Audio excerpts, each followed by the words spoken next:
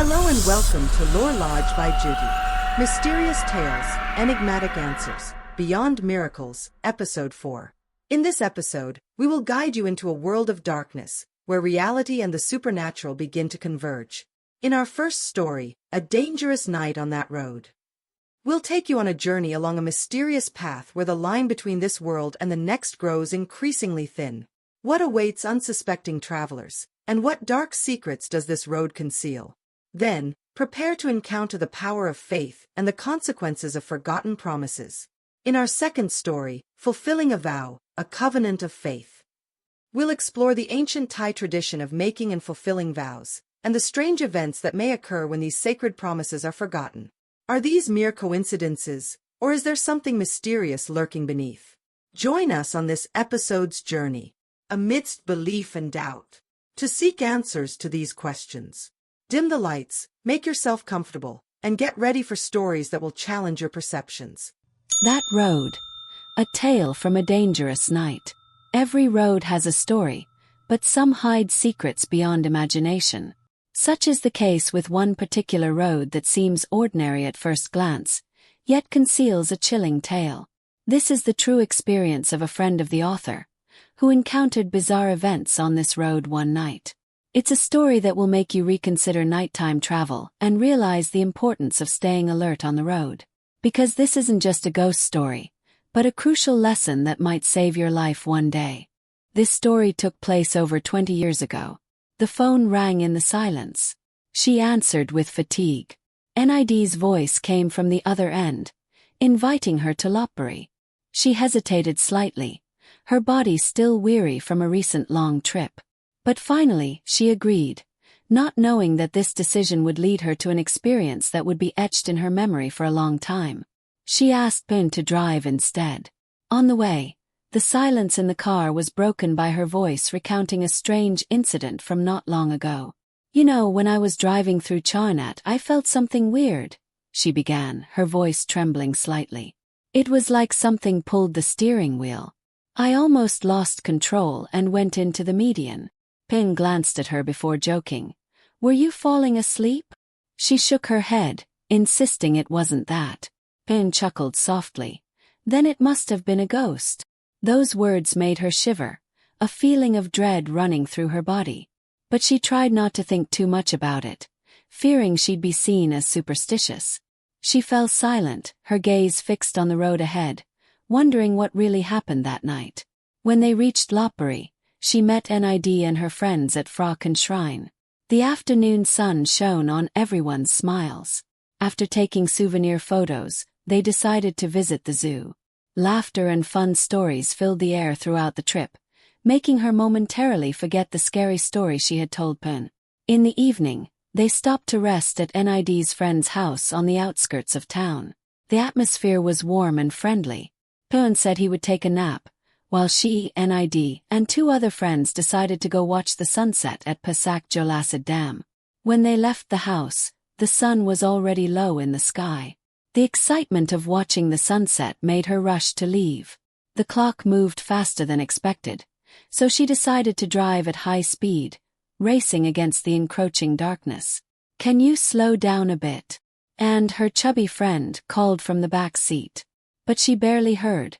All her concentration focused on the road ahead and the desire to reach their destination in time. "It's fine, we might miss the sunset otherwise," she replied, pressing harder on the accelerator. The speedometer climbed steadily until it hit 120 kilometers per hour. A curve appeared in view. Instead of slowing down, she accelerated. Her confidence in her driving skills made her careless. The car sped into the curve rapidly. Her friend's screams rang out in unison as the car tilted, nearly flipping over. Luckily, she managed to steer the car back in time. The car safely returned to its lane. Everyone's hearts were racing, cold sweat trickling down their backs. "Are you crazy?" and shouted angrily. "Your driving is terrifying. You didn't even slow down for the curve. Who takes a curve at 120? We're lucky we didn't crash." She felt a bit guilty, but stubbornness made her defend herself. "Come on, nothing happened." But deep down, she knew she had been too reckless. They arrived at the dam just in time for the last light of day. The sight of the sun setting was beautiful, but the atmosphere in the group was subdued. No one said much, each lost in their own thoughts. When they returned to Nid's house, instead of going to bed, they decided to drink. Pen, who had woken from his nap, joined them. Laughter and the clinking of glasses rang out in the darkness. Pen, don't drink too much. You have to drive back, she warned. But her voice was lost in the music and cheerful conversation. It's fine, just a little, someone shouted back. Glass after glass was emptied, with no one realizing the danger waiting on the road home. Darkness enveloped everything as they decided to head back. The road stretched out into the darkness, like the mouth of a beast ready to devour the unwary. Pen sat behind the wheel, his eyes drooping, the effects of alcohol starting to take hold. She dozed off in the car. Dream images flashed by. The sound of tires on the road. The whistling wind. And suddenly a scream. She woke with a start, her heart racing. Hey, hey. His voice was faint. Can you drive instead? Hey. I can't drive anymore. Ben nudged her, but at that moment, she was still struggling to regain her senses. When she came to, the car was parked on the side of a road. Silence fell, with only the rhythmic sound of crickets in the background. She tried to look out the window, but the thick darkness made it impossible to see anything. Where are we? She mumbled, wondering why Pen hadn't stopped at a gas station. It would have been safer. But in her drunken state, she just thought about it briefly before falling asleep again. She didn't know how much time had passed when suddenly she felt like someone was knocking on the car window. She woke with a start, her heart pounding, eyes wide open, trying to look through the window that was starting to fog up. And then a figure appeared beside the car. She held her breath, her hands trembling, slowly rolling down the window. A hoarse voice spoke. "Why are you parked here, miss?" A man was standing next to the car, his face pale under the moonlight. "It's better to park at the temple. It's dangerous here. See that bridge over there? Turn right." She looked where he was pointing and saw a bridge over a canal. On the other side there were lights, as if there was some kind of festivity like a temple fair. She was confused but agreed. Okay. I'll move the car in a moment." She hurried to wake Pen. "Pen, wake up. We shouldn't park here, it's dangerous." Pen opened his eyes groggily. "What danger? Don't joke around," and went back to sleep. She turned back to look outside, but the man had disappeared. She looked around in shock and then woke up. She thought to herself that she must have been dreaming. She tried to wake Pen again. Pen groggily opened his eyes and said, "What danger? Don't joke around," and went back to sleep. She looked at the scene before her in shock. Pen's words were the same as in her dream just now. What was happening felt like a dream within a dream, as if the events were a déjà vu. She looked around and found there was no temple, no bridge, nothing but darkness and the shadows of trees along the roadside. Her heart raced, cold sweat trickled down her back. She felt fear creeping in. With trembling hands, she tried to start the car. The engine sputtered but wouldn't start. Fear began to overwhelm her. She tried again. Twice, 3 times. "Pito, wake up!" she shouted, shaking Pen vigorously. "The car won't start." Pen opened his eyes groggily. "What? Why so loud?" The car won't start," she said, her voice shaking. "And someone came to tell us to move the car. Said it's dangerous here." Pen frowned, looking out of the car. "Who?" "I don't see anyone." She told Pen about the mysterious man, but the more she spoke, the more unbelievable it seemed. "You must have been dreaming," Peyton said, trying to start the car. Suddenly, the headlights flashed on, revealing a sight that left them both gaping. Small shrines lined the roadside, faded garlands hanging everywhere. Some shrines had photos, others had old toys as decorations. All of this was amid complete darkness. No houses, no lights, just a deserted road and these shrines. "Pitoin," she whispered, tears welling up. Where are we?" and swallowed hard. "The road along the Ban Mi Tokli irrigation canal," he answered softly. But why is it?" Before he could finish, a scream rang out from afar, followed by a commotion like people running and colliding. She turned to look at Pin in terror. "Let's go," Pin said, his voice trembling as he floored the accelerator. The car sped away, leaving the row of shrines behind. But the echoes of the screams still rang in their ears. No one spoke, only the sound of heavy breathing and racing hearts could be heard. When they reached Tokli district, relief washed over them. They stopped at a gas station, both stepping out of the car on shaky legs. What just happened?" she asked Pin. Pin shook his head. "Hey, I don't know," he answered, his face pale. "But we're very lucky to have made it out." For the rest of the way home, no one said anything. Each was lost in their own thoughts. The events of that night remained a mystery waiting to be solved. Conclusion. The story of my friend that night might sound unbelievable to some, but it was a life-changing experience for her. This incident is not just a hair-raising tale, but also an important lesson about responsibility and caution on the road. That road is the irrigation canal road from Tokli district to Lopburi province. The unexpected incident occurred in the Ban Mi Lopburi section. Back in June 1997, there was an accident where a bus carrying company workers had a tire explosion, causing it to plunge into the irrigation canal. 28 people died instantly, and 8 were injured. Relatives of the deceased wept uncontrollably. Bodies were retrieved from the water in a pitiful state. Ban Mi Hospital was filled with sorrow during that time. Many small shrines were built along the irrigation canal, believing they would provide temporary residence for the spirits of those who died before their time. These shrines were notable for the garlands hung by relatives, covering them entirely. Today, all those small shrines have been removed. The past events have become mere legends and stories, gradually fading with time. What happened serves as a memory reminding us how fragile life is, and how a single decision can unexpectedly impact our lives and the lives of others. Whether or not you believe in ghosts, the important thing is to always be aware of your own safety and that of others. Don't drink and drive, don't drive when you're tired, and always respect traffic rules, because sometimes luck may not always be on our side. Every road leads us to a destination, but the most important thing is to travel safely and mindfully, to ensure we return home to our loved ones every day. Kabon, a covenant of faith in Thai society. Gabon, a short phrase that carries profound meaning in Thai culture, serves as a gateway to a world of beliefs that blend the past and present, the visible and the intangible. In a technologically advanced Thai society, we still witness people flocking to spirit houses, shrines, and even Buddha statues in temples to make wishes and promise to fulfill their vows when their prayers are answered. But what are the origins of this belief?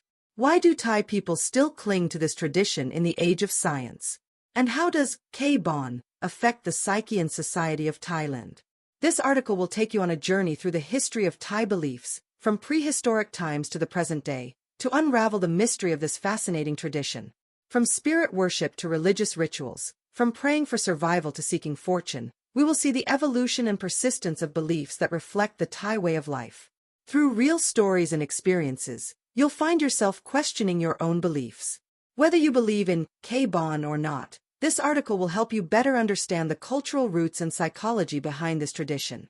Get ready to dive into a world of beliefs and faith that connects the past, present, and future of Thai society. Kabon, a tradition reflecting Thai beliefs. In Thai society, we have long been familiar with the phrases Bon Ban San Cleo, making a vow, and Kabon, fulfilling a vow. But have you ever wondered about the origins of this tradition and why it is so deeply rooted in our culture? Before Buddhism and Hinduism influenced the Suvarnabhumi region, local people worshipped spirits. This was humanity's attempt to find answers to natural phenomena beyond their understanding. These ancient beliefs included various spirits, from forest and mountain spirits to household and ancestral spirits. Out of fear of natural disasters, humans began to make offerings, vows, and prayers to protect themselves, their families, and their possessions, as well as to ensure timely rainfall and protection from diseases. When their wishes were granted, these offerings became long-standing traditions. When Hinduism spread to the region, spirit beliefs didn't disappear but merged with the belief in deities. A hierarchy was established, ranging from supreme gods to minor deities and local spirits. Worship, prayer, and vow-making continued but became more complex, following Hindu teachings. Although Buddhism is now Thailand's national religion, spirit worship and Hindu influences remain deeply intertwined with Thai life, often indistinguishable from Buddhist beliefs. Buddha images in Buddhism are also revered as having the power to grant wishes, just as deceased ancestors continue to receive prayers and offerings through vow exchanges. This practice of making vows in exchange for favors is simply called bon, vowing. It involves a reciprocal agreement between humans and supernatural entities. A common phrase is, "If you grant my wish, I will offer you things you once liked or favored." Modern bon ceremonies take various forms, from lighting incense to making respectful gestures. The offerings for fulfilling vows depend on what entity the vow was made to. Sometimes, unusual vow fulfillments occur, such as dancing around a fresh market in undergarments after winning the first prize in the lottery.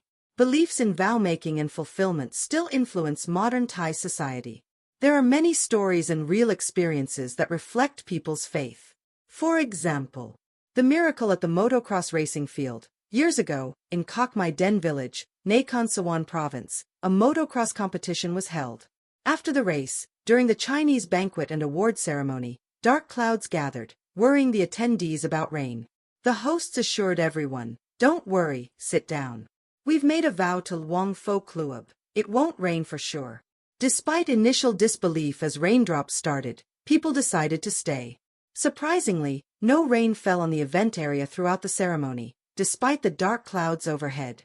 After the event, people found that heavy rain had fallen in surrounding areas, uprooting trees, but the event area remained dry.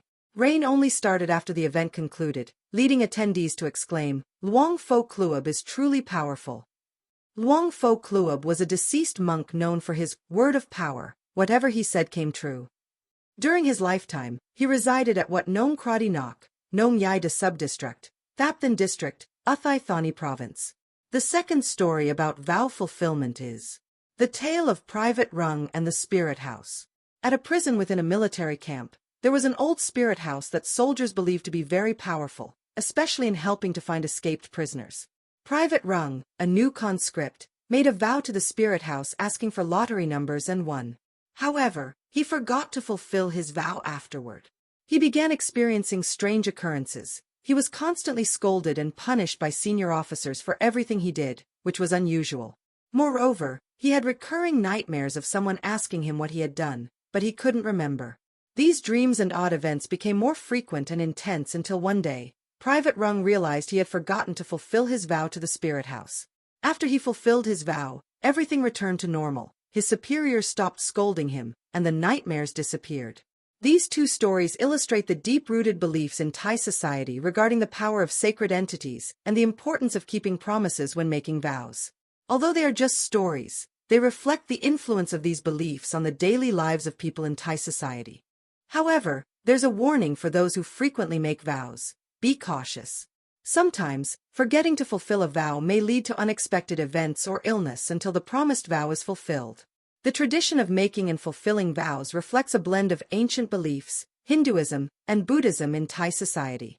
While many believe in the effectiveness of vow-making, there are Buddhist perspectives worth considering. The principle of morality, giving without expecting anything in return, is considered a perfection of generosity, but vow-making with conditional exchanges may not be pure giving. Keeping one's word. Fulfilling a vow is adhering to moral precepts in terms of not lying, as it involves doing what one has promised. The law of karma. The results of vow-making may depend on each individual's karma and merit, not solely on the power of sacred entities.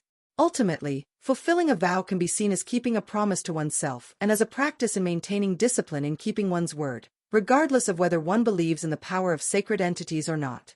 This tradition continues to exist in contemporary Thai society, reflecting the diverse and complex beliefs of Thai people, which harmoniously blend traditional beliefs, religion, and culture. Conclusion. The practice of kabon, fulfilling vows, is a tradition that reflects the blended beliefs in Thai society, rooted in ancient spirit worship, Hinduism, and Buddhism. This tradition demonstrates humanity's attempt to find spiritual solace and hope when faced with life's uncertainties. Although Thai society has advanced in science and technology, beliefs in vow-making and fulfillment continue to strongly influence people. This reflects a spiritual need that science may not fully satisfy. However, the practice of making and fulfilling vows should be considered alongside Buddhist principles, taking into account the law of karma, giving without expecting returns, and maintaining moral precepts. Fulfilling a vow can be seen as keeping a promise to oneself and as a practice in maintaining discipline in keeping one's word. Ultimately, this tradition reflects the diverse and complex beliefs of Thai people, harmoniously blending traditional beliefs, religion, and culture. While there may be differing views on vow-making and fulfillment, what's crucial is exercising discretion and adhering to moral and ethical principles as the foundation for living one's life. And that concludes our stories for Mysterious Tales, Enigmatic Answers, Beyond Miracles, Episode 4. Thank you for tuning in, and if you don't want to miss out on more supernatural stories and insights, please remember to follow, like, and share to support us. Thank you.